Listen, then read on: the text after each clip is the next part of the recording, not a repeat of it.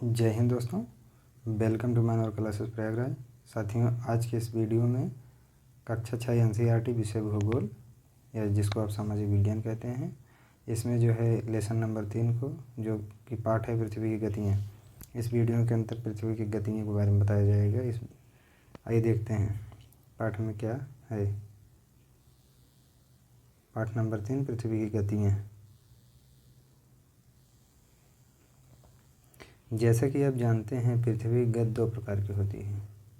पहले आप जान जाइए पृथ्वी की गति कितनी प्रकार की होती है, तो 2 प्रकार की होती है, घूर्णन एवं परिक्रमण। पृथ्वी का अपने अक्ष पर घूमना घूर्णन कहलाता है। यहाँ से क्वेश्चन बनता है, पृथ्वी का अक्ष पर घूमना कौन सी गति कहलाता है? घूर्णन गति।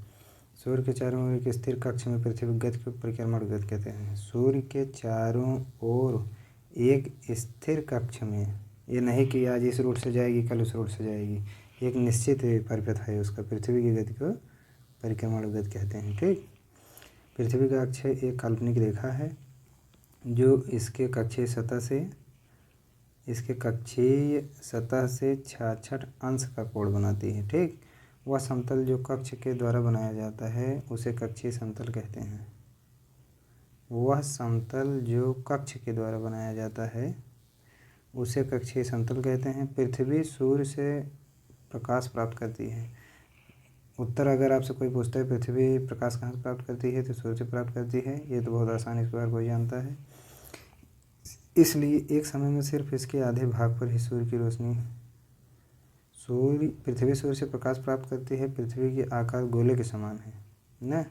ये पूछ सकता है आपका कि पृथ्वी सूर्य से प्रकाश प्राप्त करती है और पृथ्वी के आकार किसके समान है? गोले के समान है। इसलिए एक समय में सिर्फ इसके आधे भाग पर ही सूर्य की रोशनी प्राप्त होती है। ठीक, तो सूर्य की ओर वाले भाग में दिन होता है। पॉइंट इसमें मुख्य बात क्या है, सूर्य की तरफ जब पृथ्वी का जो भाग होगा उधर दिन होता है। ठीक, जबकि दूसरा भाग जो सूर्य से दूर होता है वहाँ रात होती है। यही मेन पॉइंट है। ग्लोब पर वह वृत्त जो दिन तथा रात को विभाजित करता है उसे प्रदीप कहते हैं। आपसे क्वेश्चन पूछा जा सकता है प्रदीप किसे कहते हैं, तो इसका उत्तर है ग्लोब पर वह वृत्त जो दिन तथा रात को विभाजित करता है उसे प्रदीप वृत्त कहते हैं। यह वृत्त अक्ष के साथ नहीं मिलता, जैसा कि आप चित्र 3.2 में देख सकते हैं। पृथ्वी अपने अक्ष पर एक चक्कर पूरा करने में लगभग 24 घंटे का समय लेती है। ठीक, अपने अक्ष पर एक चक्कर पूरा करने में कितना समय लेती है? 24 घंटे। घूर्णन के समय काल को पृथ्वी का दिन कहा जाता है।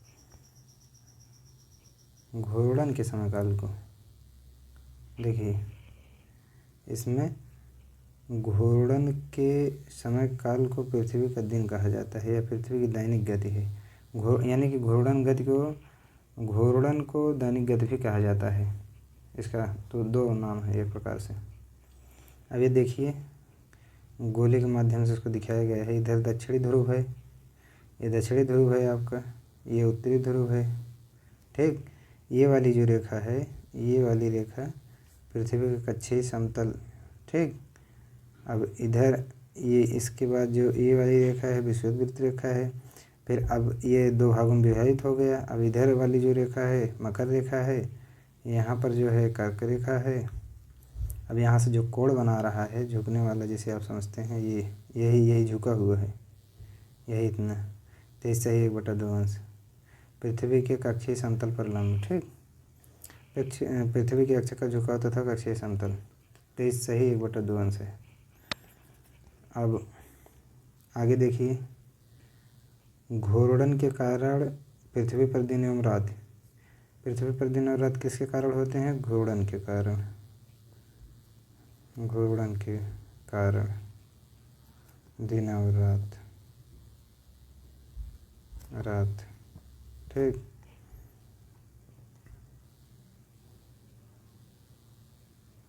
अगर पृथ्वी घूर्णन नहीं करे तो क्या होगा? सूर्य की तरफ चलने वाले पृथ्वी भाग में हमेशा दिन होगा, जिसके कारण उस भाग में गर्मी लगातार पड़ेगी, दूसरे भाग में हमेशा अंधेरा रहेगा एवं पूरे समय ठंड पड़ेगी। इस तरह की अवस्था में जीवन संभव नहीं हो पाएगा। ठीक, पृथ्वी की दूसरी गति जो सूर्य के चारों ओर कक्ष में होती है उसे परिक्रमण कहते हैं।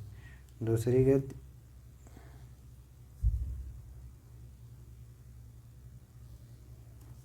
पृथ्वी की दूसरी गेंद जो सूर्य के चारों ओर कक्षा में होती है उसे परिक्रमण कहा जाता है। पृथ्वी 1 वर्ष या 365 सही 1/4 दिन में सूर्य का एक चक्कर लगाती है। हम लोग 1 वर्ष में 365 दिन का मानते हैं तथा सुविधा के लिए 6 घंटे को इसमें नहीं जोड़ते।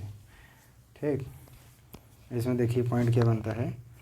पृथ्वी की दूसरी गति को सूर्य के चारों ओर कक्ष में होती है उसे परिक्रमण कहते हैं। परिभ्रमण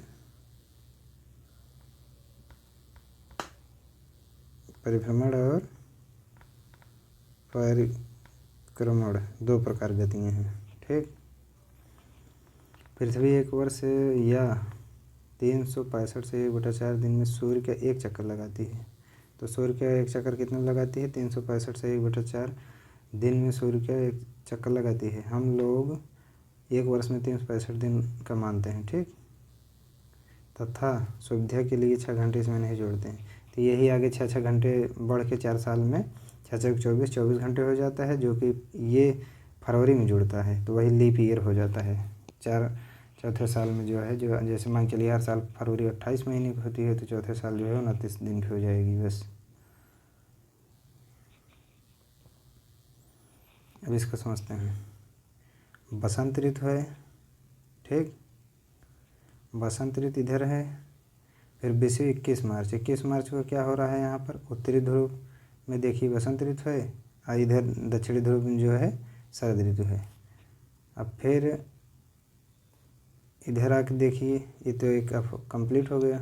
दूसरा में उत्तरी गोलार्ध में शीत ऋतु है। यहाँ देखिए उत्तरी गोलार्ध में शीत ऋतु है और दक्षिणी अयनांत 22 दिसंबर की बात कर रहा है। दक्षिणी गोलार्ध में ग्रीष्म ऋतु है। तो कहने का मतलब एक गोलार्ध में अगर ऋतु जैसे मान के लिए शीत है तो उधर ग्रीष्म होगी, बस ऐसा ही इसका सर्कल चलता रहता है।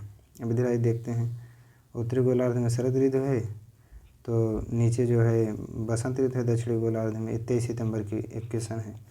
अब यहाँ देखते हैं 21 जून को उत्तरी गोलार्ध में ग्रीष्म ऋतु है यहाँ, और दक्षिणी गोलार्ध में शीत ऋतु है।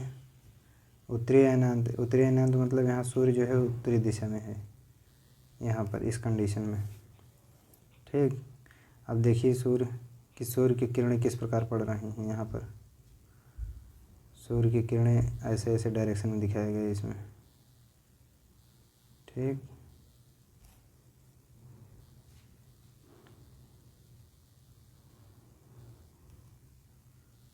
पृथ्वी का परिक्रमण एवं ऋतुएं 4 वर्ष में, देखिए अभी मैं जो बता रहा था, 4 वर्ष में प्रत्येक वर्ष के बचे हुए 6 घंटे मिलकर एक दिन यानी 24 घंटे के बराबर हो जाते हैं। इसके अतिरिक्त दिन को फरवरी के महीने में जोड़ा जाता है। ठीक, फरवरी के महीने में जोड़ा जाता है। इस प्रकार प्रत्येक चौथे वर्ष फरवरी माह 28 के बदले 29 दिन का हो जाता है। ऐसा वर्ष जिसमें 366 दिन होते हैं उसे लीप वर्ष कहा जाता है। अगर आपसे कोई क्वेश्चन पूछता है कि लीप वर्ष किसे कहते हैं ना है, तो 366 दिन जिस वर्ष में हो उसे लीप वर्ष कहते हैं। इसमें फरवरी जो है 29 की होगी, बस यही नोट करना है इसमें। 3.3 से स्पष्ट है कि पृथ्वी दीर्घवृत्ताकार पथ पर सूर्य के चारों ओर चक्कर लगाती है। तो पृथ्वी जो है दीर्घवृत्ताकार पथ पर सूर्य के चारों ओर लगाती है। अगर क्वेश्चन बनता है सूर्य के चारों ओर पृथ्वी किस पथ पर चक्कर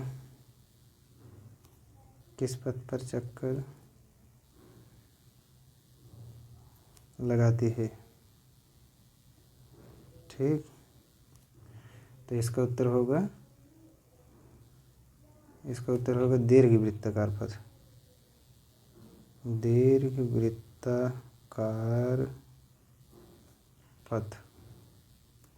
ठीक, ध्यान दीजिए कि पृथ्वी पूरे कक्ष में एक ही दिशा में झुकी हुई है। क्वेश्चन ये आपसे पूछ सकता है कि पूरे कक्ष में ये एक ही दिशा में पृथ्वी झुकी हुई है। ठीक, सामान्यतः एक वर्ष को गर्मी, सर्दी, वसंत एवं शरद ऋतुओं में बांटा जाता है। ऋतुओं में परिवर्तन सूर्य के चारों ओर पृथ्वी की स्थिति में परिवर्तन के कारण है। यहाँ क्वेश्चन देखिए, क्वेश्चन बन रहा है, ऋतु में परिवर्तन किसके कारण होता है? ऋतु परिवर्तन सूर्य के चारों ओर पृथ्वी की स्थिति में परिवर्तन के कारण। ये सूर्य हो गया, इसके चारों ओर पृथ्वी के स्थिति में परिवर्तन के कारण। ठीक होता है। अब यहाँ एक क्वेश्चन और है, ऋतुएं कितनी हैं? देखिए, एक वर्ष को गर्मी, सर्दी, वसंत, शरद ऋतुओं में बांटा गया है।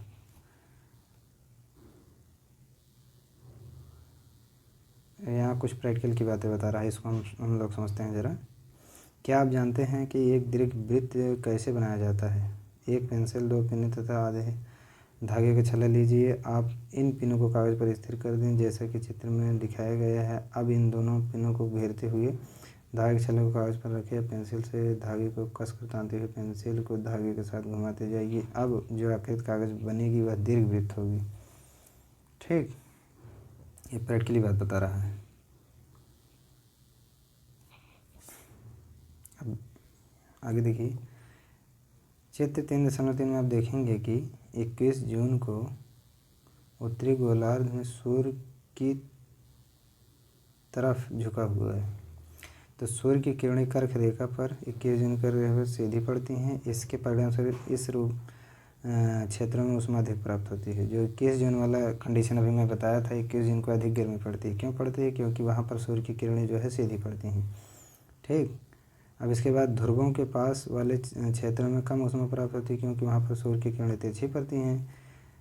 उत्तर ध्रुव सूर्य की तरफ झुका होता है। उत्तर ध्रुव किस तरफ झुका होता है? तो सूर्य की तरफ। उत्तरी ध्रुव रेखा के बाद वाले भागों पर लगभग, अब देखिए, उत्तरी ध्रुव रेखा के बाद वाले भागों पर लगभग 6 महीने तक लगातार दिन रहता है। तो क्वेश्चन यहाँ बन रहा है कि 6 महीने तक लगातार दिन कहाँ होता है? तो इसका आंसर होगा उत्तरी ध्रुव रेखा के बाद वाले भागों पर। ठीक, क्योंकि उत्तरी गोलार्ध के बहुत बड़े भाग में सूर्य की रोशनी प्राप्त होती है, इसलिए विषुवत वृत्त के उत्तरी भाग में गर्मी का मौसम होता है। आगे देखिए, 21 जून को इस क्षेत्र में सबसे लंबा दिन होता है तथा सबसे छोटी रातें होती हैं। जब दिन लंबा होगा तो रातें छोटी होंगी, जाहिर सी बात है। पृथ्वी की इस अवस्था को उत्तरायणांत कहते हैं। नेक्स्ट आगे देखिए,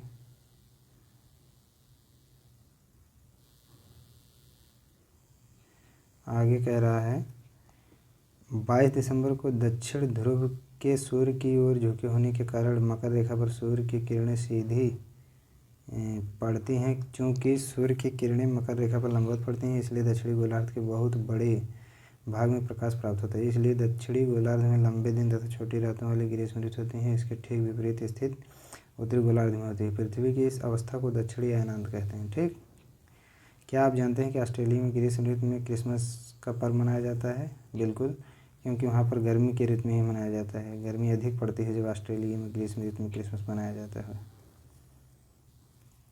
नेक्स्ट आगे देखिए, 21 मार्च एवं 23 सितंबर को सूर्य की किरणें विषुवत वृत्त पर सीधी पड़ती हैं। ये क्वेश्चन पूछ सकता है कि 21 मार्च और 23 सितंबर को सूर्य की किरणें किस वृत्त पर सीधी पड़ती हैं? तो ये विषुवत वृत्त पर सीधी पड़ती हैं। ठीक, आगे देखते हैं, इस अवस्था में कोई भी ध्रुव सूर्य की ओर नहीं झुका होता है, इसलिए पूरी पृथ्वी पर रात दिन बराबर होते हैं। तो रात दिन बराबर होते हैं, कहाँ होते हैं? विषुवत वृत्त पर। ठीक, रात दिन वहाँ बराबर होते हैं। किस कंडीशन में? 21 और 23 सितंबर को। 21 और 23 सितंबर के दिन रात दिन यहाँ बराबर होते हैं। अब आगे देखिए, 23 सितंबर को उत्तरी गोलार्ध में शरद ऋतु होती है, जबकि दक्षिणी गोलार्ध में वसंत होगी। 21 मार्च को स्थिति इसके विपरीत होती है, जबकि उत्तरी गोलार्ध में वसंत ऋतु तथा दक्षिणी गोलार्ध में शरद ऋतु होती है। ठीक, इस प्रकार स्पष्ट है कि पृथ्वी के घूर्णन एवं परिक्रमण के कारण दिन एवं रात तथा ऋतु में परिवर्तन होता है। तो ये मोस्ट इम्पॉर्टेंट है, यहाँ से क्वेश्चन एग्जाम में पूछा जाता है। तो दिन और रात का होना पृथ्वी के किस गति के परिणाम है।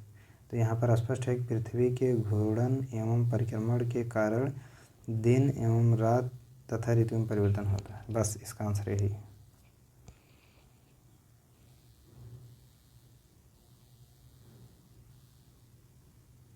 अब आइए हम लोग अभ्यास प्रश्न पर आते हैं।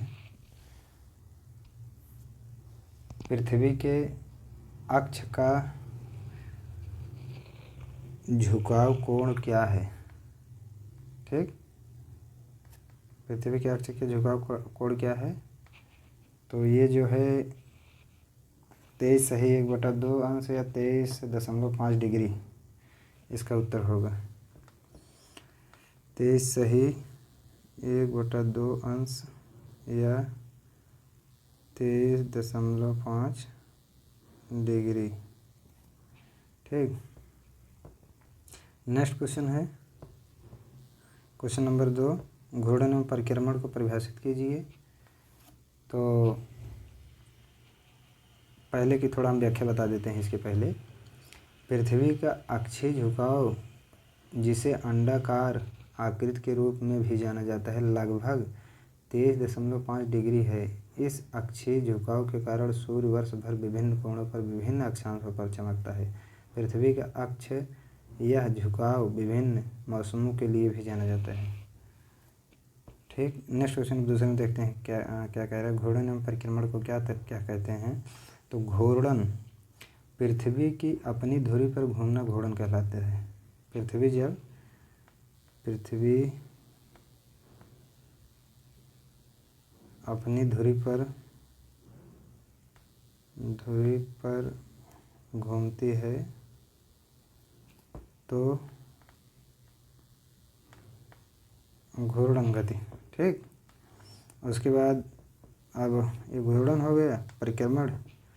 परिक्रमण में सूर्य के चारों ओर एक स्थिर चक्कर, ये जैसे सूर्य हो गया, अब इसके चारों ओर एक स्थिर कक्ष में पृथ्वी की गति को परिक्रमण गति कहते हैं। अब जैसे इसका चक्कर लगा रही है ऐसे ऐसे, ठीक, तो इसको जो है परिक्रमण गति कहते हैं।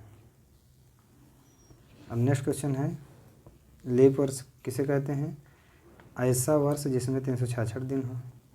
इसका राइट आंसर होगा ऐसा वर्ष जिसमें 366 दिन हो।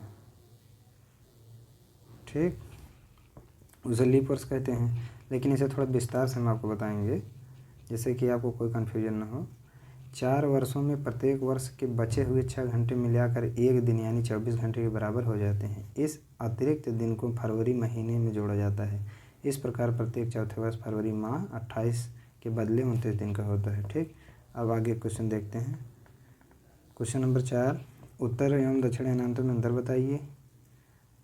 जब उत्तरी गोलार्ध सूर्य की ओर झुका होता है तब उत्तरी ध्रुव पर 6 महीने का दिन होता है। ठीक, हम इस स्थिति को सूर्य के उत्तरायण होना या उत्तर अयनांत कहते हैं।